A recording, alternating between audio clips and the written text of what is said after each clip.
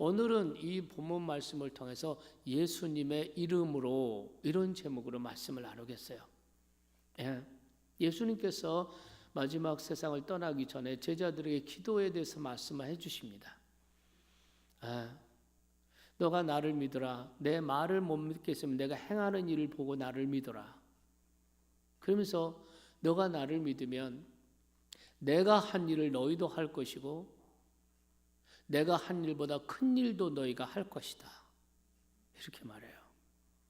여러분, 이 말씀 가만히 생각해 보세요. 우리가 어떻게 주님이 하신 일을 할 수 있습니까? 그리고 주님이 하신 일보다 더 큰 일도 할 수 있다는 거예요. 어떻게 우리가 그 일을 할 수가 있습니까? 그런데 그 다음 절에 뭐냐면 그 다음 절에 내 이름으로 무엇이든지 구하여라. 내가 행하리라. 이렇게 말씀하세요. 우리가 주님이 하신 일을 할 수 있는 것, 주님이 하신 일보다 더 큰 일도 할 수 있는 가능성이 생기는 것, 그거는 순전히 무엇 때문이에요? 기도라는 거. 이 기도를 통해서, 기도의 특권을 통해서 우리가 주님이 하신 그 일을 우리도 할 수 있고, 주님이 가신 그 길을 우리도 갈 수 있고, 주님이 행하신 일보다 더 큰 일도 할 수가 있다. 이것이 예수님의 말씀이에요. 예수님 친히 하신 말씀이에요. 자, 그러면 우리가 기도할 때 오늘 말씀에 두 번이나 반복해서 나오는 게 있어요. 내 이름으로 구하면, 내 이름으로, 이렇게 말해요. 예수님 이름으로. 예수님의 이름으로 구하면 무엇을 구하든지 내 다 주겠다는 거예요. 그런데 여기에는 해석이 필요합니다. 왜냐하면 우리가 기도하고 끝에 예수님의 이름으로 기도합니다. 이러면 하나님이 다 주시겠다, 이런 뜻이 아니기 때문에 해석이 필요해요. 이 말씀을 해석하는 키가 13절이에요. 13절 말씀을 보겠습니다. 너희가 내 이름으로 무엇이든지 구하든지 내가 행하리니 이는 아버지로 하여금 아들로 말미암아 영광을 받으시게 하려 함이니. 이 말은 아들이 아버지에게 영광을 드릴 수 있도록 하기 위하여, 이런 뜻입니다. 아들이 아버지에게 영광을 드릴 수 있도록 하기 위하여 내 이름으로 구하라, 이런 뜻이에요. 그러니까 이게 무슨 뜻이냐면 예수님의 이름으로 구하는 것이 하나님께 영광을 돌리는 것이어야 한다는 것이죠. 깨달으시면 아멘 합시다. 전에 텔레비전 또 이렇게 신문에 이렇게 많이 나왔던 그 용어가 하나 생각났어요. 라벨가리. 이건 뭐냐면 사람들이 중국에서 아주 싼 값에 옷을, 의류를 사다가 거기다가 라벨을 바꾸는 거예요. 메이드 인 코리아 이렇게 바꾸는 거예요. 그러면 뭐 거기 가서 뭐 200~300원 내 한 장씩 사는 그거를 라벨을 딱 메이드 인 코리아에 딱 붙이면 이게 5배, 막 7배, 8배 막 값이 올라간다는 거죠. 이 라벨가리. 여러분, 이것은 뭡니까? 사람의 눈을 속이는 거죠. 아무리 라벨을 받고 달아도 그게 한국 옷이 되지 않죠. 그건 중국 옷에 불과합니다. 우리가 기도할 때 기도 끝에 예수님 이름으로 기도합니다. 이렇게 기도하는 것은 그 기도, 나의 기도에 예수님의 이름으로라는 라벨을 딱 붙이는 거예요. 라벨을 붙이는 거예요. 옷에 메이드 인 코리아를 붙이면 그 라벨이 뭘 말해줘요? 한국에서 만든 옷이다. 이것을 증명하고 입증하는 거예요. 내가 예수님의 이름으로 기도합니다 하면은 이것은 이런 말이야. 내가 기도하는 것은 예수님이 오케이 사인하셔서 예수님에게 승인받고 의논하고 승인해서 드리는 기도입니다 라는 뜻으로 예수님의 이름으로 기도합니다. 미국에서 이제 가게 하는 교민들이 뭘 하고 그러면 세금 신고를 하잖아요. 세금 신고할 때는 나의 세금 신고를 하는 거지만은 내 이름으로 하는 것이 아니라 그 CPA 그 공인회계사의 이름으로 세금 신고를 해요. 근데 국세청에서 만약 어떤 문제가 있다라고 하면은 나하고 얘기하는 것이 아니라 이 사람하고 얘기해. CPA 공인회계사하고 얘기해. 그래서 통지할 때 이것에 대해서 당신의 세무신고에 대해서 이 CPA하고 의논해도 되겠습니까? 이렇게 통지가 오는 거예요. 네. 그런데 그래서 이 CPA 공인회계사가 나의 세금 신고를 해주는 거는 뭘 의미해요? 내가 이 사람과 다 의논해가지고 세금 신고하는 겁니다. 이런 뜻이잖아요. 그래서 우리가 예수님의 이름으로 기도합니다 하는 거는 내가 지금 기도하는 이 기도는 이미 주님과 의논해서 주님의 승인을 받고 올려드리는 기도입니다. 이런 뜻이거든요.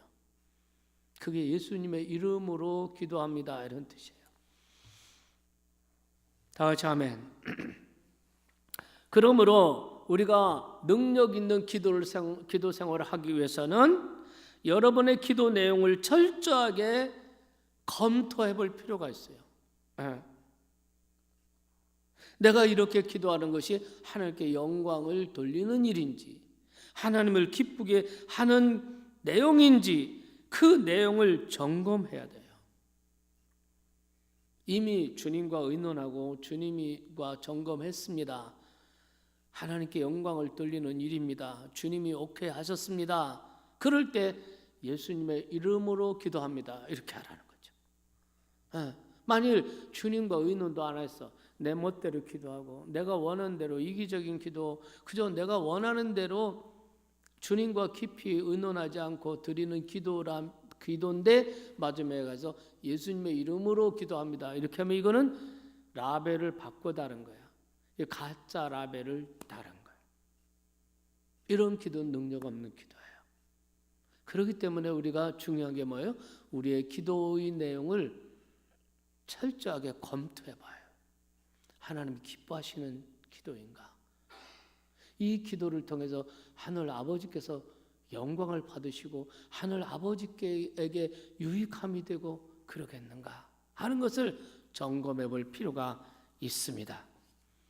다 같이 하면 그냥 마음대로 기도해놓고 예수님의 이름으로 이거 아니. 주님의 말씀의 뜻은 그게 아니에요. 그게 아니에요. 그러면 여러분 우리가 어떻게 우리의 기도를 점검해 볼 수 있을까? 예수님께서 나의 기도를 점검하신다면 어떻게 점검해 주실까? 오케이 사인을 주실까? 어떻게 점검해 주실까? 세 가지 생각하시면 돼요. 제일 먼저 기도의 내용 중에서 하나님께 영광을 돌리는 내용이 아닌 거, 이런 것들은 주님이 다 삭제하실 거예요. 다 삭제하실 거예요. 하나님께 영광을 돌린다는 말은 쉽게 말하면 하나님을 기쁘시게 한다는 거예요. 하나님을 기쁘시게 하는 기도는 문제 중심의 기도가 아니라 하나님 중심, 그리스도 중심의 기도예요. 그걸 점검해 보셔야 돼요.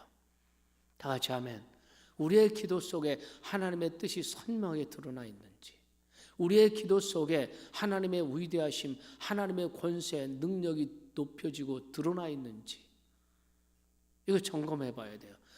내 기도 속에 하나님의 뜻이 선명한가, 하나님의 뜻이 확실한가, 이걸 알려면 어떻게 해야 돼요? 하나님의 뜻이 적혀 있는 성경을 읽어야 돼요. 말씀을 읽고 묵상하고 그 말씀을 붙잡고 기도를 하셔야 돼요. 믿으시면 아멘 합시다.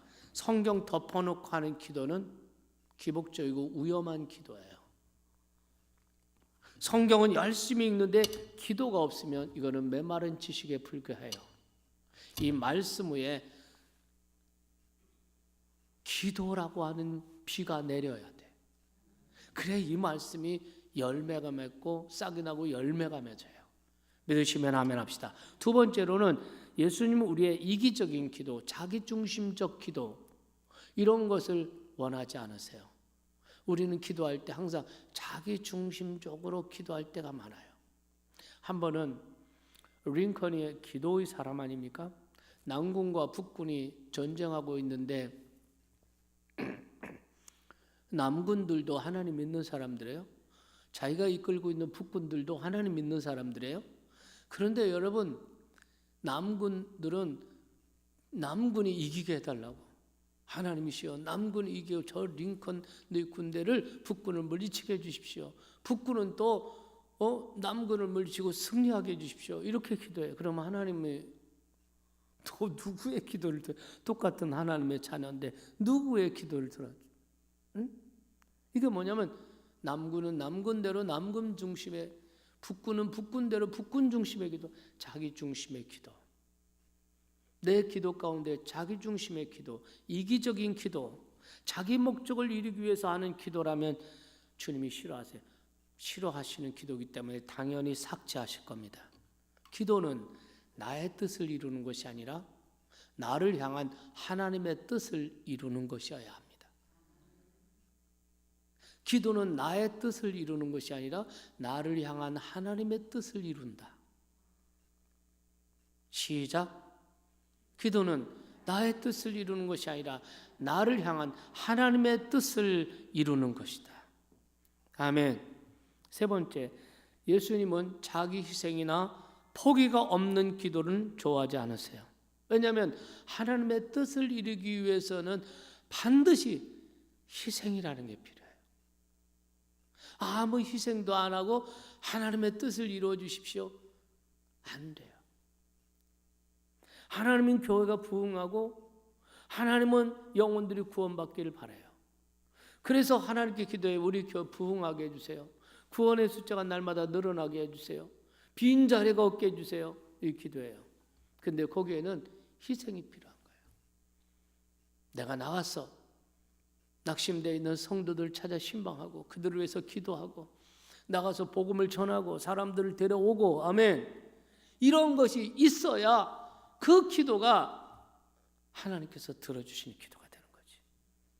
이렇게 해야 그 다음에 이 세 가지를 다 점검해서 오케이 그러면 그때 예수님의 이름으로 라는 라벨을 붙여도 좋은 거예요. 그래서 주님께 기도를 드고 이 기도한 거 예수님의 이름으로 기도드립니다. 이게 가능한 것입니다. 여러분의 기도에 예수님의 이름으로 라는 라벨을 붙일 수 있는지, 아니면 기도는 내 마음대로 놓고 예수님의 이름으로라는 라벨만 바꿔치기 한 건 아닌지 우리의 기도를 점검해 볼 필요가 있어요. 초대교회 사도들은 그들의 기도뿐만 아니라 그들의 말, 그들의 행동에도 예수님의 이름으로라는 라벨을 붙였어요.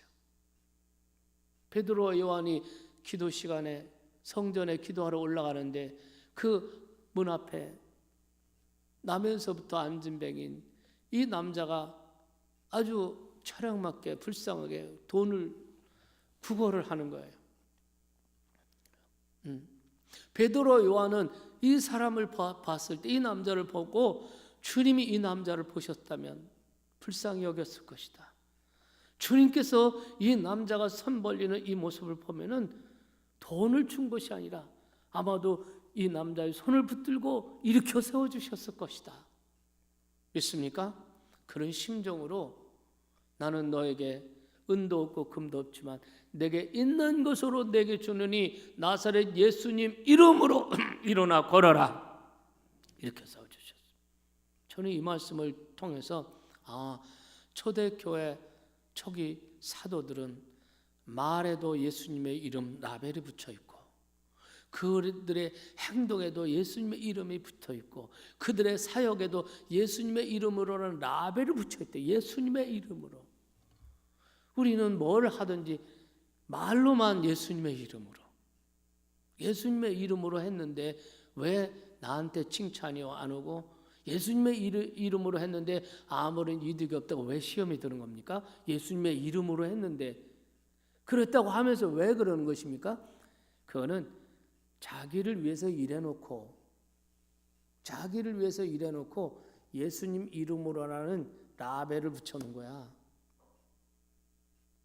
여러분의 기도, 우리의 생활, 우리의 모든 행동 거기에 다 예수님의 이름으로 라벨을 붙이려면 예수님 맞아요? 예수님 이것이 하나님의 영광을 위한 것인가요? 오케이, 그렇지. 이것이 이기적인 목적이 아니고 진정 교회를 위하고 진정 하나님을 위하고 맞아요? 오케이, 맞다. 너 정말 너가 맞아. 이럴 때 예수님의 이름으로 라는 라벨을 딱 붙여서 기도하는 거예요. 예수님의 이름으로 기도합니다. 아멘. 이럴 때 그 기도가 능력 있는 기도가 되는 줄 믿으시기 바랍니다. 오늘은 예수님의 이름으로 이런 제목으로 말씀 나눴어요. 여러분 예수님의 이름으로 기도한다 모르는 사람이 어디 있어요? 그런데 예수님의 이름으로라는 의미가 뭔지 오늘 해석을 여러분께 나눴습니다.